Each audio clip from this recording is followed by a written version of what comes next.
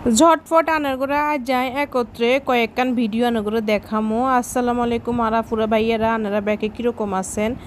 I আনারগো বোন সন্দীপা মাইয়া 2.0 আর phase আনারগুলো স্বাগতম।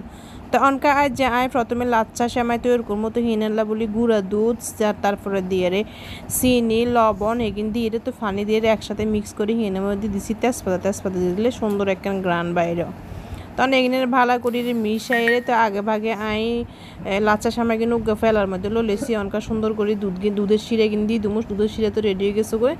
দুধের শিরে কিনে গরম গরম ঢালে দিলে এগিন সুন্দর করে গলি যাবে গো। তো এগিন সুন্দর করে মিক্স করি দুধের লগে সেমাই কিনে রে হের হরদি হিনের মধ্যে দিয়ে দুমো আই বাদাম, তারপরে দিয়ে দুমো আই কিছু পরিমাণ কিশমিশ। কিমে করিয়ে বানালে লাচ্চা সামাই আর বাচ্চারা বেশি পছন্দ করে। তো সেই কথা দিয়ে রাই কিমে করিয়ে বানায়, কিন্তু আর কাছে একটা মচমুচে থাকলে লগে দিয়ে রে লাচ্চা সামাই খাইতে এর কিমে বেশি মজা লাগে বুঝছেন না। কিন্তু আর বাচ্চারা এর কিমেই পছন্দ করে।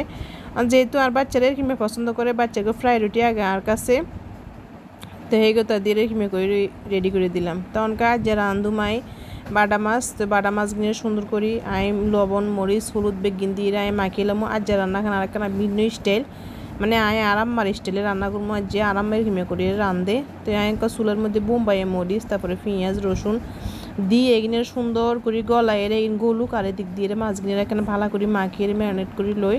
তো অনকা পেঁয়াজ টেস গলি গেছে গো। অনকা আয় মাছগিনের সুন্দর করে এগিনের মধ্যে দিদুমু দিয়ে ভালো করে লাড়ি সারি সুন্দর করে আই কষালাম।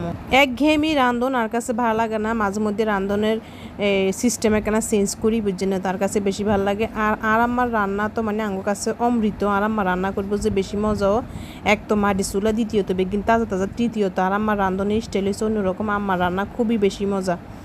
তারপরে দিয়ে আর মাছগিন হয়ে গেছে গই। তখন হিনের মধ্যে সুন্দর করে আই দিই তুমি ধনে পাতা দিয়ে আরও কিছুক্ষণ সুন্দর করে ঢাকনা দিয়ে ঢাকি রাখি। তারপরে কিন্তু চুলাতে নামালামো। আর এক পাশে দিয়ে সুন্দর করে আয় বয়ে দিছি ভাতগুলো হইতেছে।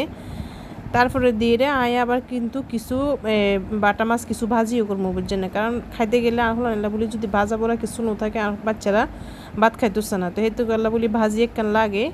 তো অনকা সুন্দর করে দিয়ে মাছগুলোরে ভাজি করে এলামও, কারণ ভাজি মাছ তো বাচ্চা করে দিতে হইব। ভাজি মাছ না থাকলে ডিম হইলে অন্তত ফুস করে দিতে হইব। আর বাচ্চারা ভাজি মানে লাগবে মাছ ঠেতে করে দিতে হইব। তখনকে এগুলো সুন্দর করে মাছগুলোরা আই উল্টায় ফাল্টায় সুন্দর করে এগুলো ভাজি করে এলামও।